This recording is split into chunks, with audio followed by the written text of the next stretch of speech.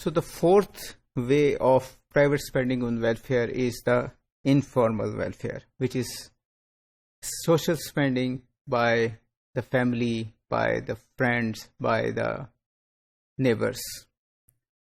So the first three ways were more formal. This one is informal. So informally, families, friends, neighbors help someone to do the social spending. It is, in many cultures, it is accepted as a responsibility of the families and friends and neighbors to take care of someone who cannot take care of himself or herself. So you must have heard this, many times. What is family for? So if you can't help me, then what is family for? Nuclear as well as extended families help people in the time of need. Nuclear families are small families, parents and children, and extended families are families which span multiple generations. So there are parents, grandparents, and parents, and as well as grandkids. Similarly, you must have heard about the proverb, a friend in need is a friend indeed. Then you have we have this saying in Urdu, hamsaya maa jaya, meaning thereby that your neighbor is as good or as important or as close as your own brother or sister. So this is kind of a cultural setup in which the responsibility of someone who can't take care of himself or herself is then given to the family, friends, or neighbors.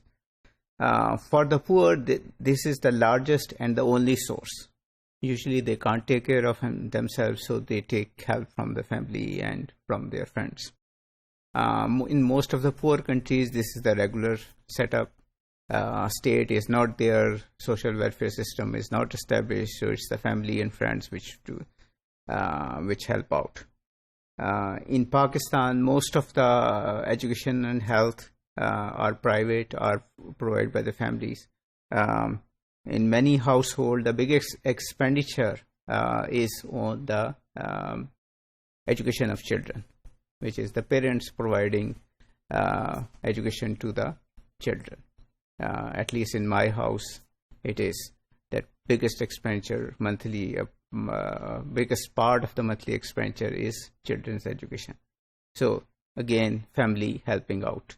Health, in most families, again, it's the family. If the individual has, he or she can spend itself, but after his savings or her savings have gone, it's the family which is called upon whenever there is an emergency. Financial as well as emotional support.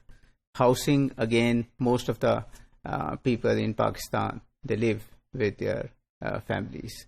So grandparents and kids and brothers and sisters, there is usually one or two earning members, and rest depend on those earning members for all their needs, whether it's health, education, or other housing as well. In rich countries, we tend to think that they are different, and there is a strong social welfare component there.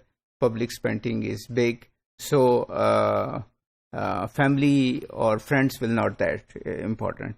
Yes, they are less important as compared to the poor developing world, but they are still important. For example, the trend for the last 50 years or during the last century was that as soon as the kids become older, they go to the college, they become more than 18 years of age, they start living in the West. They avoided living with their parents, so they start living individually. Whether it was privacy concerns or independence or partying or sign of adulthood. There are many different reasons, but this was the case But this trend has changed. So if you look at this graph, in the 1940s, almost 30 to 35% of the children live with their parents. And then this trend went down, steep downward curve. And by the early 70s, late 60s, early 70s, only 10 to 15% were living. Kids 18 plus of age were living with their parents. But gradually the trend has, because of the economy, because of the wages which have not gone up for many years or decades, kids cannot afford to live alone. So the trend is back, and now, as in the 40s, in the 2019 or 2015, again 30 to 35% of the kids of 18 plus of age are living with their families. So in the West too, we have this concept of family helping out to the kids. Another trend which in the West is that you have to take care of your parents even when you are 60 or 70 years of age. So this didn't happen, in any time in history, that you have to take care of your parents even when you are 60 plus or 70 plus. But because of the rising age, people are living to 90 and 100.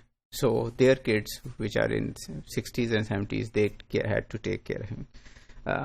So you have this idea that in the West too, we have, again, the extended family system, in which you have the kids in the basement and parent living in the ground floor and you living in the first floor.